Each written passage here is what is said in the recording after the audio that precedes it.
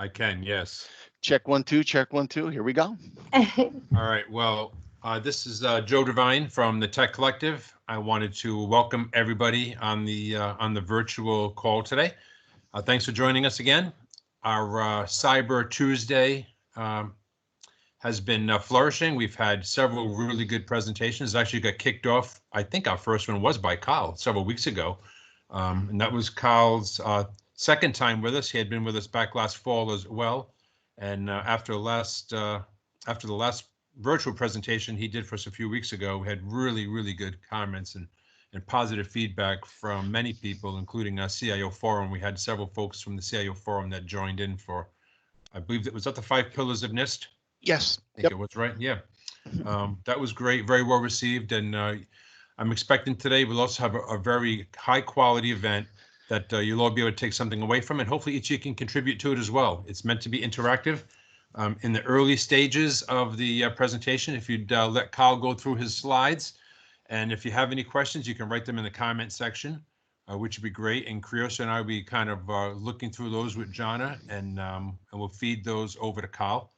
So Kyle Benevento, sorry, is with Cyberstone. They're a partner of Vertical 6.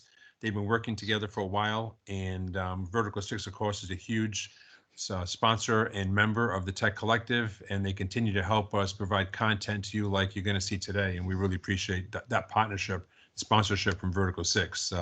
Thank you to Jana and Rick Norberg, who I'm not sure is on the call today. But today we're going to hear about some of the more very recent issues that we're facing because of the coronavirus. There's bad actors all over the planet, and they never miss an opportunity to take advantage of good people's concerns, and COVID-19 is no exception. You'll hear a little bit about some of the new threats, some ideas for combating those, and some technology tips to help keep your business safe. So, Kyle, with that, I turn it over to you, and thank you again for joining us today. Great. Joe, thank you very much. Criosa, thank you very much. I've done this particular presentation a couple of times now. I felt, being what we do, we're cybersecurity specialists, just seeing the onslaught of this in the beginning of March and just the things that have happened, I just felt that I need to put something together and get something out there. Some things you may know, some things you may not know. So let's jump into it. All right.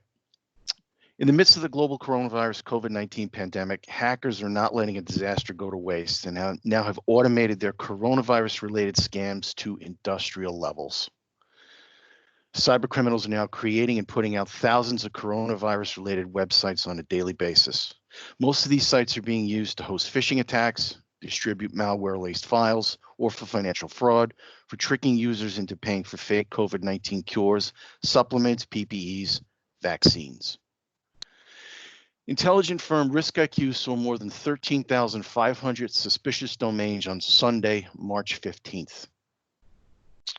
More than 35,000 domains were found the following day. This number is now in the 6-digit range. Mobile devices are susceptible as well. The most notable of all campaigns that we've seen are targeting Android users is a ransomware strain that locks user devices after users install a coronavirus tracking application. What to watch out for? Phishing emails claiming to contain advice on how to prevent infection, asking you to click a link or open an attachment. For example, a message in the body of an email states it's from the WHO or World Health Organization. Actually, it's a trick-bot banking Trojan used to steal confidential information. Once installed in your machine, it can be used as a method to install other forms of malware on your device. The World Health Organization has issued its own warning about crooks and scammers posing as the global health body and taking advantage of current events for their own advantage. Criminals are disguising themselves as WHO to steal money or sensitive information. If you're contacted by a person or organization that appears to be from the WHO, verify their authenticity before responding, said a WHO statement. And all WHO emails are at who.int. If you read any of the trade magazines, if you're an IT specialist, you'll know that there's other forms of this out there. I'm using this one as an example. The internet's largest social networks have issued a statement on the coronavirus COVID-19 outbreak, promising to fight fraud and curb misinformation shared on their platforms. The signatories of this included Facebook, Google, LinkedIn, Microsoft, Reddit, Twitter, YouTube. The statement comes after multiple U.S. tech companies attended a teleconference with White House officials. During the teleconference, U.S. government officials asked U.S. tech companies to help stop the spread of the coronavirus conspiracy theories online, among other things. The National Cybersecurity Center is a UK-based organization dedicated to cybersecurity worldwide. Here's their advice to spotting and dealing with phishing emails. Many phishing emails have poor grammar, punctuation, and spelling. Is the design and overall quality what you would expect from the organization the email is supposed to be coming from? Is it addressed to you by name, or does it refer to valued customer or friend or colleague? This can be a sign the sender does not actually know you, and that is part of the phishing scam. Does the email contain a veiled threat that asks you to act urgently? I mean, reality is your bank or any other official source should never ask you to supply personal information from an email. And here's some basic food for thought with that as well. If you don't recognize the email or text sender, just delete it.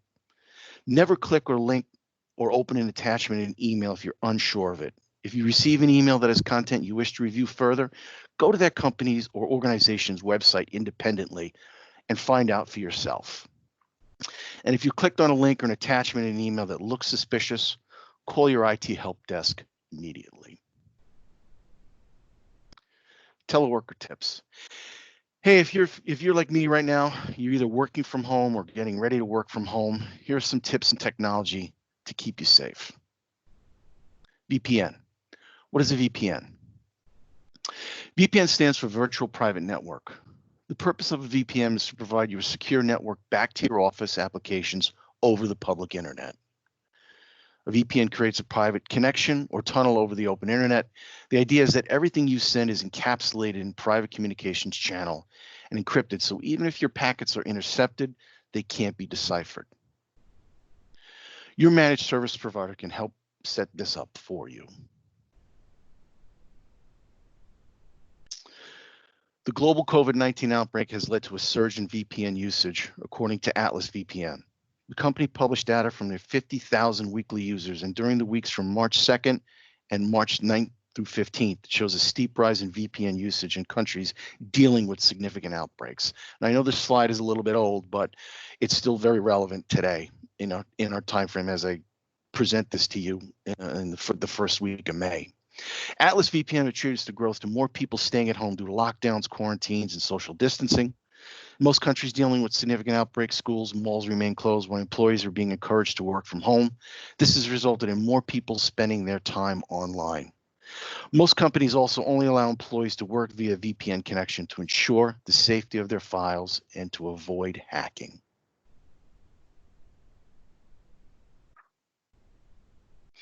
MFA. MFA, or multi-factor authentication, should not be a foreign term for any of us. If you're a mobile banking user or access your financial accounts online, you have used a form of MFA at one time or another. If you log on to Office 365 and you're asked for additional information, you've used MFA. MFA is another way to ensure security when logging on to an application or online session. As you will see, MFA can be accomplished with a passcode or hardware device. Multi-factor authentication is an authentication method in which a computer user is granted access only after successfully presenting two or more pieces of evidence, or in this case factors, to an authenticating mechanism. Two-factor authentication, or 2FA, is a method of confirming users' claimed identities by using a combination of two different factors. These factors could be something they know, something they have, or something they are. Two-step authentication is a method of confirming users' claimed identity by utilizing something they know, such as a password, and a second factor other than something they have or something they are. An example of a second step is the user repeating back something that was sent to them through an out-of-band mechanism. Example of this would be the 6-digit code that you receive from your bank when you log onto your bank's mobile or online banking site.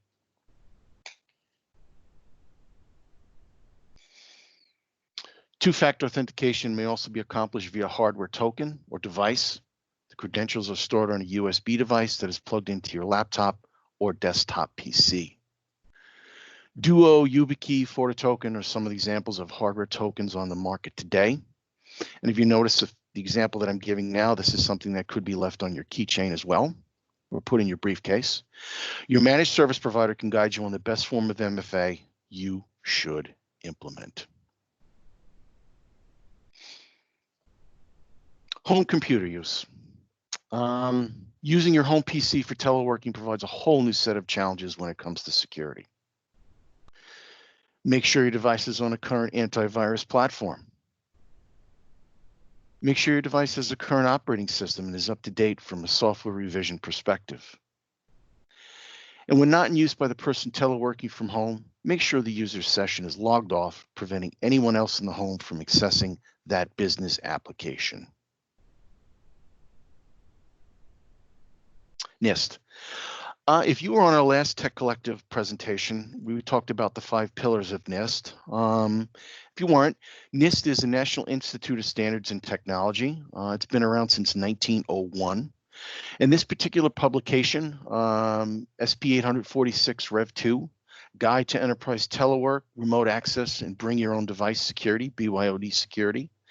This publication provides information on security considerations for several types of remote access solutions, and it makes recommendations for securing a variety of telework, remote access, and BYOD technologies. It also gives advice on creating related security policies, which is very important. To improve the security of an organization's telework and remote access technologies, as well as better mitigate the risks posed by BYOD and third-party controlled technologies to enterprise network systems, organizations should implement the following recommendations. Plan telework-related security policies and controls based on the assumption that external environments contain hostile threats. Develop a telework security policy that defines telework, remote access, and BYOD requirements. Ensure that remote access servers are secured effectively and are configured to enforce telework policies. Secure organization-controlled telework client devices against common threats and maintain their security regularly. And finally, if external device use, again, BYOD, third-party controlled, is permitted within the organization's facilities, strongly consider establishing a separate external dedicated network for this use. Now, back to the workplace. Here are some things to absolutely enforce on top of social distancing. Also, on top of what we've covered today, I mean, the idea of security awareness training is something that still needs to be enforced within organizations. You know, it's not something that's a one and done. It should be a continual exercise within an organization. But as I talked about, even when things post-pandemic, if you will, start to get back to a normal schedule and a normal pace, multi-factor authentication, again, we want to enable this mechanisms on all public-facing employee services and portals. All right. This will inhibit unauthorized access to employee data in the organization's environment, especially threat actor activity in scenarios where employee enterprise credentials might have been compromised. Network segmentation, as I mentioned before in the previous slide, implement a robust segmentation. A segmented and controlled network greatly reduces your attack surface and increases the difficulty for threat actors and self-propagating malware to move across your environment. AV and anti-malware. Implement a more advanced endpoint protection solution across your environment. For maximum efficiency, it should contain machine learning, real-time AV and anti-malware capabilities, detection and prevention capabilities. There's quite a few products on the market now that offer that. And log analysis. This came from a conversation that I had with a few of our white hats last week in our weekly tactical. When it comes to visibility within your environment, there's still no substitute for effective log analysis, right? Aggregating and analyzing security relevant logs in a security incident and event management tool, or SIEM tool, SIEM, allows security teams to develop a more complete picture of what's occurring in their environments and to catch anything that might slip through the cracks, because unfortunately some things do. Log management and alerting is best managed with a dedicated team familiar with the monitoring and coordination of your events. And one trend worth noting that I think, simply telework is here to stay. The trade articles that I read, the IT companies that I speak with all over the country, I have 63 partners from New York to California, have the same concerns about the future and the condensed workplace.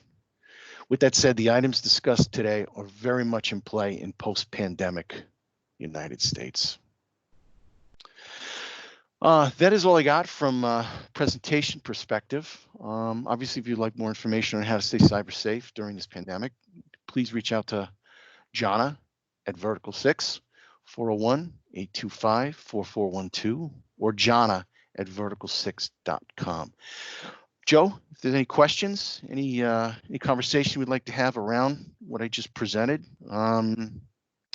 let's have discussion. Sounds good. Looking in the comments area right now, the chat section, I don't see any questions coming up. Does anybody have a question they'd like to ask Kyle?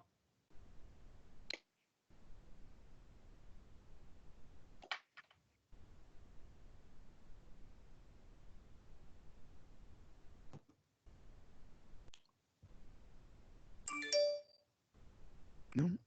No? Might be a quick one.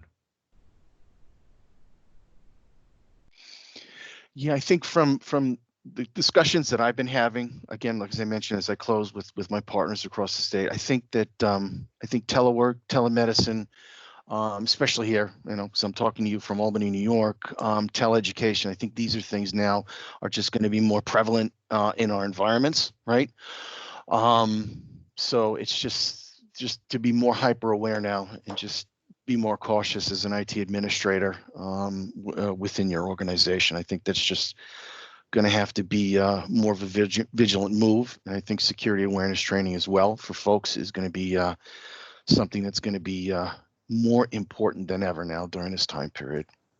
I think what I took away was, I mean, a lot of the threats that are out here now have been around for a while. I think they're just kind of focusing on an area that we're very concerned about, and I think that's probably where you're stressing the vigilance needs to come in, right? With everybody wants to do the right thing. Everybody wants to protect themselves from what's going on.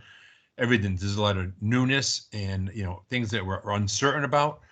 And that might be maybe why we need to kind of reinforce with our teams that, you just can't click on any link. You just can't, you have to maintain vigilance, even in when you're thinking about helping to protect yourself or your friends, your family, right? Yep. It's just they're kind of pulling on heartstrings now that a lot of us have. Almost everybody knows somebody that's had been personally affected by this, and everybody wants to do their part. But I think that's where these threats are preying on that kind of that emotion. Yep. Yes. Agreed. And if anybody's on the webinar today from the healthcare industry, I know that unfortunately that vertical, as you just mentioned, Joe, they're ones that they're seeing more rise in attacks at this point, because they know that if they attack the infrastructure, there's more of a chance from a ransomware perspective that they're going to pay, right? Just because of the fact that they can't afford to be down, just because it's a service that they're providing for their communities. So again, just vigilance during this time period within that sector is key. Kyle, Larry Selnick from Webster Bank is asking a question about what about these virtual platforms like Zoom or Microsoft Teams, WebEx, and security issues associated with those? Are you seeing an increase in security attacks there as well? I haven't. Zoom's been pretty good. I mean, we use Teams. I use Teams internally within my organization. We don't have it federated, but we haven't had. I've been on quite a few Microsoft Teams calls. Zoom obviously has increased their security and they've gotten better, and I think they've risen to the challenges that were presented them now. I mean, as anytime you do use a Zoom meeting now, you have to admit folks in, and I'm seeing updates on a fairly regular basis basis from them right now. And even being a security company, I'll use GoToWebinar, I'll use Zoom, and every now and then WebEx as well. But the security levels that these companies have been providing now, I think it's a fairly safe platform. You're seeing less and less of the Zoom bombings that are out there now. But as long as your platform is kept up to date, so if you log on and you see that you have updates to do, please do them. Yeah. They don't take long, and majority of them are all security related. I mean, even Patch Tuesdays now with Microsoft now. I just saw a thing the other day that with Windows 10, there was another major patch that had to be had. I mean, 0 day is 0 day, and these manufacturers are doing their best to keep on top of things. Yeah.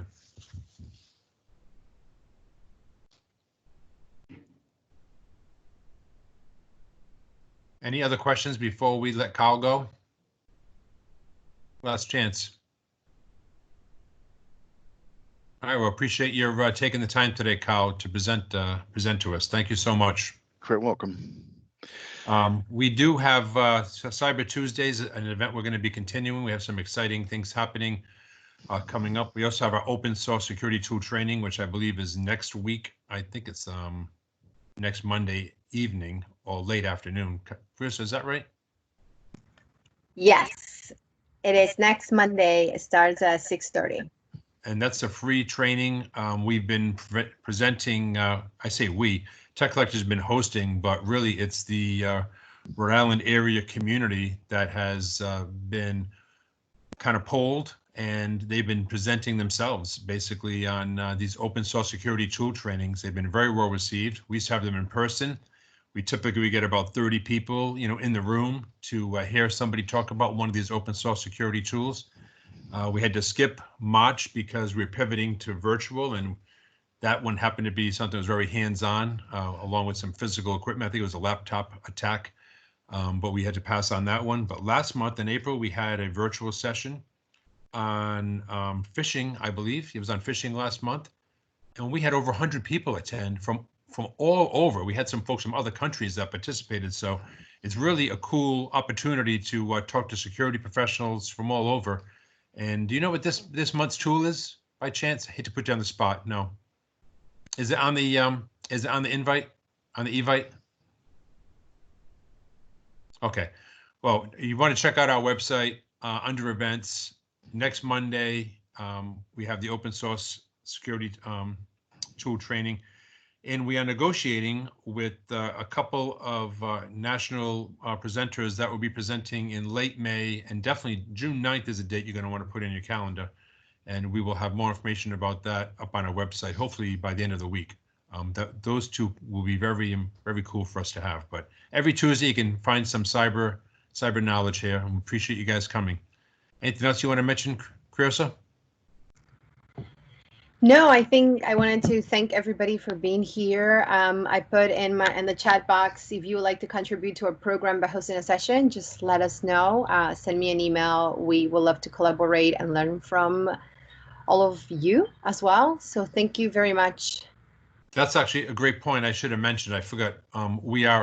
We're doing the CIS Top 20 series, and we probably have a quarter of those top 20 topics covered. If anybody has expertise in one of those top 20 CIS areas, domains, please give Criosa or myself a call, because we're looking for folks who can present on those top 20 topics over the next, several. We'll probably put one of those on each Tuesday going forward. So we're happy to consider if you have some expertise there. All right. All right, thank you, Vertical 6. In fact, Vertical 6 has already signed up for a couple of those top 20s as well from CIS. Thank you so much, John and Rick, for bringing this event to us today with Kyle. We really appreciate it. Thanks so much for everybody's support. Welcome. Thanks, everyone. Be well. Thanks. Bye, everybody. Thank you very much.